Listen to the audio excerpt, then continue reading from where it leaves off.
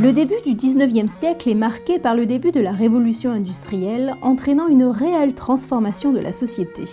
De nouvelles sources d'énergie apparaissent, comme le charbon, l'électricité. C'est l'époque du développement de l'automobile, de la chimie. Les transports se modifient, permettant des échanges plus lointains. L'agriculture, quant à elle, devient plus efficace, donc plus rentable. On veut produire plus et à plus grande échelle. On utilise alors en masse des engrais, des pesticides, des insecticides. Ainsi, les fruits et légumes que nous consommons désormais n'ont plus grand-chose à voir tant ils ont été modifiés. Le constat est inquiétant, la nature et le climat sont violentés, la santé des hommes en danger.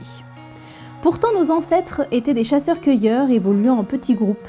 Ne serait-ce pas alors un exemple vers lequel se tourner ?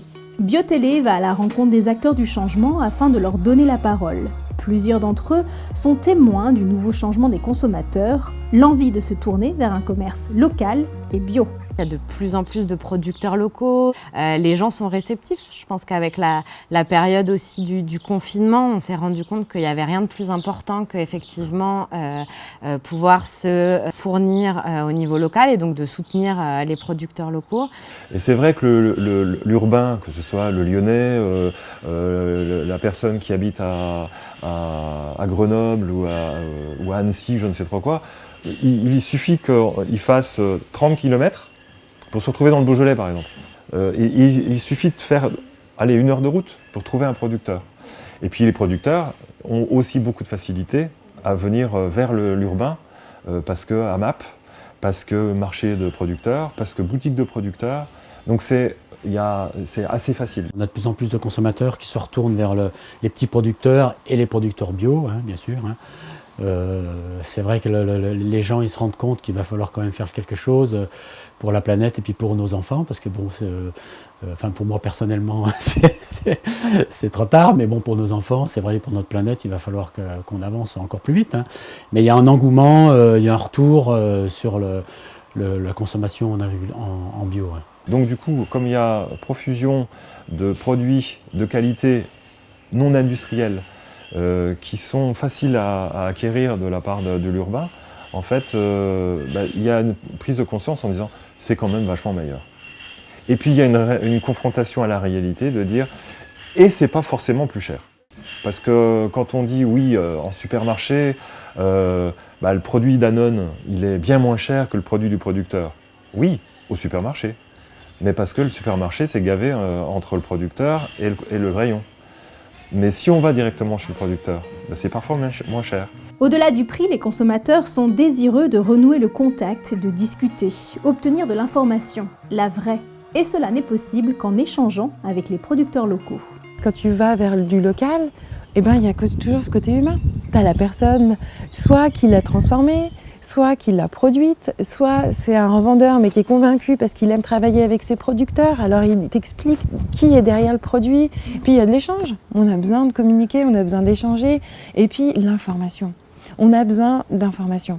Aujourd'hui, c'est notre liberté, et je trouve qu'elle réside un peu sur ça, s'informer. Il y en a tellement, il y en a plein, donc il faut aller en gratter un peu de partout de l'information, mais il faut aussi arrêter d'en gratter vers les gros groupes et vers les industriels et vers les gens qui ont un savoir-faire en fait, qui savent ce qu'ils utilisent, pourquoi ils l'utilisent, comment ils l'utilisent et qui sont prêts à donner de l'information, à expliquer à quoi ça sert, comment ça marche.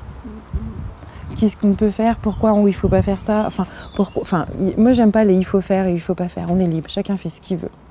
Mais par contre, savoir ce qu'on fait quand on le fait, avec quoi on le fait. Le changement est en marche, mais il ne réside pas uniquement que dans l'alimentation. La création d'un cercle vertueux, une chaîne de solidarité se mettent en place dans tous les secteurs. Soyons alarmés du monde dans lequel nous vivons, mais soyons positifs face à l'avenir que nous pouvons construire ensemble. Il ne faut pas se dire que le changement viendra des autres.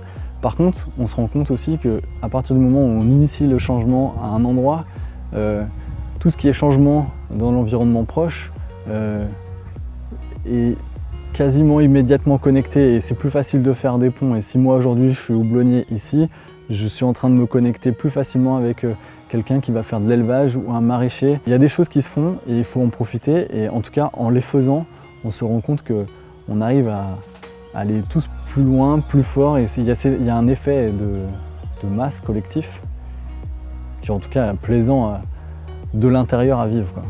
Au niveau culturel aussi, on voit qu'il y a des artistes locaux, émergents, qu'il y a des choses à faire très localement aussi, et ça c'est vraiment positif. Je suis assez optimiste sur l'avenir, sur ce qui... Bah oui, parce que moi je vois autour de nous, il y a plein d'initiatives de partout, il y a plein de gens qui se mobilisent. Genre, alors on est d'accord, c'est le pot de fer contre le pot de terre, mais il y en a un paquet de pots de terre, donc à un moment ça peut peut-être faire quelque chose, quoi. Il y a on va dire des dynamiques très locales qui sont de plus en plus présentes, un développement assez important des initiatives alternatives sur le territoire. En tout cas ici, c'est impressionnant, je ne pensais pas qu'il en existait autant. Après, c'est la question de comment est-ce que le local il peut servir pour le global aussi. Mais pour moi, c'est pas déconnecté. C'est-à-dire le fait qu'il y ait une valorisation de l'agriculteur local, des produits locaux, ça diminue potentiellement les possibilités d'exploitation dans les pays en voie de développement. Et donc, c'est des principes de vase communicant. Je pense qu'à terme, on va vers quelque chose de positif. C'est très positif. Alors j'espère que ça va continuer, parce qu'on n'en a jamais, c'est pas suffisant, bien sûr, mais je pense quand même qu'on va dans le bon sens. On est revenu ici depuis 2018 et on fait des rencontres, peut-être pas tous les jours, mais beaucoup d'acteurs du culturel, du social, du monde militant. Voilà, on voit qu'il y a des choses qui bougent. Donc même si on est dans une période quand même un peu préoccupante, moi je me dis que je suis contente d'être ici et de voir qu'autour de chez nous, il y a plein de choses qui se passent.